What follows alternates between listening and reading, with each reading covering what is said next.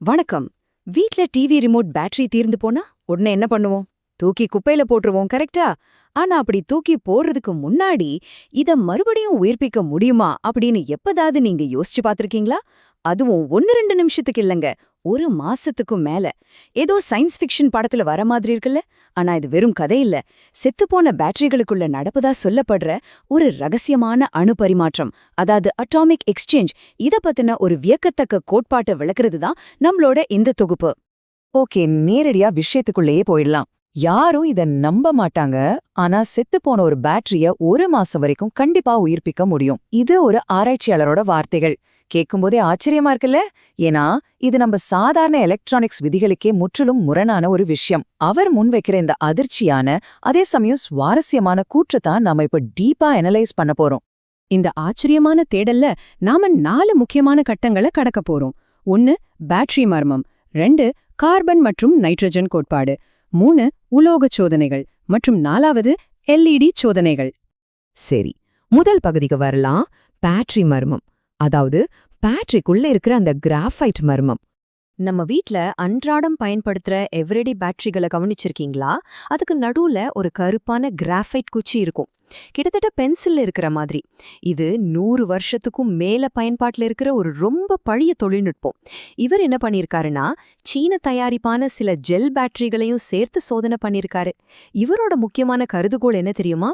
Battery செத்து போனாலும் சரி, இந்த மையப்பகுதிக்குள்ள தொடர்ந்து ஏதோ ஒரு வித மின் வேதியியல் வினை, அதாவது எலக்ட்ரிக்கல் ரியாக்ஷன் நடந்துகிட்டே தான் இருக்கு அப்படின்னு சொல்றாரு. இப்போ நம்ம 2வது பகுதிக்கு போகலாம். கார்பன் மற்றும் நைட்ரஜன் கோட்பாடு. கண்ணுக்கு தெரியாத அணுக்களின் பரிமாற்றம் பத்தி இதுல பார்க்கலாம். முதல்ல கார்பன் 14 அப்படின்னா என்னன்னு புரிஞ்சுக்குவோம். இது இயற்கையாகவே உருமாகிற ஒரு கதிரியக்க ஐசோடோப். பேட்டரிக்குள்ள இருக்கிற அந்த கிராஃபைட் குச்சிக்குள்ள இந்த கார்பன் 14 ஒளிஞ்சிருக்குன்னு அவர் விளக்குறாரு. இந்த கார்பன் 14ஓட அரை ஆயுட்காலம் எவ்வளவு தெரியுமா? கெஸ் பண்ணி பாருங்க. அசாதாரணமான 55,000 வருஷங்கள். இது ரொம்ப மெதுவா தொடர்ந்து சிதைவடைஞ்சுகிட்டே இருக்கும். அப்படி சிதைவடையும் போது அந்த குச்சிக்குள்ள மிக மிக நுண்ணிய அளவுல கண்ணுக்கே தெரியாத வெற்றிடங்களை அது உருவாக்கிக்கிட்டே இருக்குமா. இந்த கோட்பாட்டோட 2வது பாதி தான் நைட்ரஜன் 14. இது சாதாரணமா நம்ம காத்துல வளிமண்டலத்துல இருக்கிற ஒரு தனிமம். இந்த நைட்ரஜன் விண்வெளியிலிருந்து வர காஸ்மிக் கதிர்களால தாக்கப்பட்டு உருமாறுகிறது அப்படின்னு சொல்றாரு. அப்படி உருமாறின நைட்ரஜன் 14 நேரா பேட்டரிக்குள்ள போய் அந்த கார்பன் 14 சிதைவடைஞ்சதால ஏற்பட்ட காலியான இடங்களை மிக கச்சிதமா நிரப்ப முயற்சி பண்ணுது. இதுதான் அவரோட வாதம். கேட்கவே ஒரு சயின்ஸ் த்ரில்லர் மாதிரி இருக்குல்ல? சோ இதுல ரொம்ப ரொம்ப முக்கியமான பாயிண்ட் என்னன்னா, இந்த முழு ப்ராசஸையும் நாம ஸ்டெப் பை ஸ்டெப்பா புரிஞ்சுக்கிறது தான். முதல் ஸ்டெப், கிராஃபைட் குச்சிக்குள்ள இருக்கிற கார்பன் 14 சிதைவடைஞ்சு ஒரு வெற்றிடத்தை உருவாக்குது. 2வது ஸ்டெப், அதே நேரத்துல சுத்தி இருக்கிற காத்துல உள்ள நைட்ரஜன் 14 காஸ்மிக் கதிர்களால மாற்றமடையுது. 3வது ஸ்டெப், அந்த நைட்ரஜன் 14 பேட்டரிக்குள்ள ஊடுருவி கார்பன் விட்டுட்டு போன அந்த காலி இடத்தை நிரப்புது. இப்படி இந்த அணுக்கள் இடம் மாறுறப்பதான் ஆற்றல், அதாவது எனர்ஜி வெளியேறுது அப்படின்னு அவர் உறுதியா சொல்றாரு. ஆமாங்க, இது முற்றிலும் கண்ணுக்கு தெரியாத ஒரு அணு அளவிலான செயல்முறை. கார்பன் 14 வெளியேறுது, நைட்ரஜன் 14 உள்ள நுழையுது. ஒரு சின்ன பேட்டரிக்குள்ளே இப்படி ஒரு மைக்ரோஸ்கோபிக் டிராமா நடக்குதுன்னு அவர் சொல்றாரு. அணுக்களுக்குள்ள நடக்கிற இந்த ஊடுருவலும் வெளியேற்றமும் முற்றிலும் ஒரு கோட்பாட்டு ரீதியான விளக்கம்தான். இருந்தாலும் இது இயற்கையாவே தொடர்ந்து நடக்கிற ஒரு நிகழ்வு அப்படிங்கிறதே இவரோட ஆழமான நம்பிக்கை. பகுதி 3, லோகச் சோதனைகள். இந்த வினையூக்கிய தேடி நடந்த சோதனைகளை பத்தி பார்க்கலாம். இப்போ இந்த தகவல் உண்மையிலே ரொம்ப இன்ட்ரெஸ்டிங்கா இருக்கும் பாருங்க. அவர் என்னென்ன மெட்டீரியல்ஸ்லாம் வச்சு டெஸ்ட் பண்ணாரு அப்படிங்கிற லிஸ்ட் தான் இது. செம்பு, அலுமினியம், ஈயம், வெள்ளி, இப்படி எதை அந்த கிராஃபைட்டோட இணைச்சு பார்த்த போதும் எந்த ஒரு மாற்றமும் நடக்கல. ரிசல்ட் நார்மலா தான் இருந்துச்சு. ஆனா துத்தநாகம், அதாவது ஜிங்க் தகட்டை இணைச்சப்போ மட்டும் ரிசல்ட் முற்றிலும் வேற லெவல்ல, வியக்கத்தக்க வகையில இருந்துச்சு. அப்படி என்ன ரிசல்ட் வந்துச்சுன்னு கேக்குறீங்களா? அந்த அசாதாரணமான மின்னழுத்தம் எவ்வளவு தெரியுமா? 1.3 வோல்ட், அதாவது 1000 மில்லி வோல்ட்டுக்கும் அதிகமா. செத்து போன ஒரு பேட்டரியோட கிராஃபைட் குச்சியையும் ஒரு சாதாரண ஜிங்க் தகட்டையும் இணைச்ச மாத்திரத்துல எப்படி இவ்ளோ பெரிய மின்னழுத்தம் உருவாகும்? இது எந்த ஒரு பிசிக்ஸ் புக்லயும் இல்லாத ஒரு புது விஷயமா இருக்குன்னு அவர் ஆச்சரியப்படுறாரு. இப்போ 4வது பகுதிக்கு வந்துட்டோம். எல்இடி சோதனைகள், நிஜ உலக முடிவுகள் என்னன்னு பார்க்கலாம். இந்த இடத்துல ஒரு ரொம்ப முக்கியமான விஷயத்த நாம கவனிச்சாகணும். செத்துப்போன பேட்டரியில மீதி இருக்கிறது வெறும் 6 அலகுகள் கொண்ட மிகச் சின்ன ஆற்றல் மட்டும்தான். அது ஒன்றும் பெரிய விஷயம் இல்ல. ஆனா இந்த மொத்த சிஸ்டமுக்கும் தேவையான தொடர்ச்சியான பிரம்மாண்டமான ஆற்றலை கொடுக்கறது எது தெரியுமா?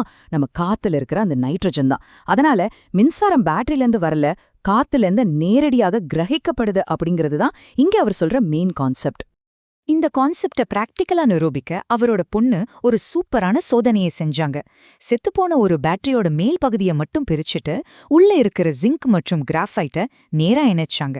இதனால கிடைச்ச எனர்ஜியை வச்சு சும்மா 1-2 இல்ல, மொத்தம் 18 LED பல்புகளை அவங்க எரிய வச்சிருக்காங்க. யோசிச்சு பாருங்க, வெளியிலிருந்து எந்த ஒரு கரண்ட்டும் கொடுக்காமலே இது நடந்திருக்கு. இது எந்த அளவுக்கு ஆச்சரியமான விஷயம் அப்படிங்கறத இந்த டைம்லைன் ரொம்ப தெளிவா காட்டுது. நாள் ஜிங்க் மற்றும் கிராஃபைட் இணைக்கப்படுது. 7வது நாள்ல பாத்தீங்கன்னா அந்த செத்துப்போன பேட்டரியிலிருந்து 63 யூனிட்ஸ் மின்சாரம் வெளியே எடுக்கப்பட்டிருக்கு.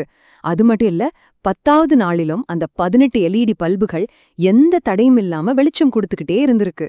இத ஒரு உலக சாதனை அப்படின்னே அவர் ரொம்ப பெருமையா பதிவு செய்றாரு. அது மட்டுமா, 2 செத்துப்போன டூரசெல் ஜெல் பேட்டரிகளை ஒன்னா சேர்த்து அவர் இன்னொரு டெஸ்ட் பண்ணாரு. முதல் நாள் அதோட வோல்டேஜ் 2.2 வோல்ட். ஆச்சரியப்படுற மாதிரி 57 நாட்கள், அதாவது கிட்டத்தட்ட 2 மாசம் கழிச்சு பார்த்தப்பவும் அந்த வோல்டேஜ் கொஞ்சம் கூட குறையாம அதே 2.2 வோல்ட்ல ரொம்ப ஸ்டேபிளா நின்னுச்சு. சுத்தமா தீர்ந்து போன ஒரு பேட்டரியில இருந்து 57 நாளைக்கு தொடர்ந்து மின்சாரம் உருவாகுது அப்படிங்கிறது உண்மையிலே அறிவியலை உற்று நோக்க வைக்கிற ஒரு விஷயம்தாங்க.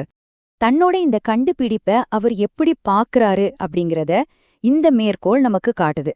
இதெல்லாம் அற்புதங்கள். ஒரு பல்கலைக்கழகத்துல இத அதிகாரப்பூர்வமா நிரூபிக்கப்பட்டுட்டா ஒட்டுமொத்த உலகமும் இத கண்டிப்பா பின்பற்றும் அப்படின்னு அவர் ரொம்ப ஸ்ட்ராங்கா நம்புறாரு.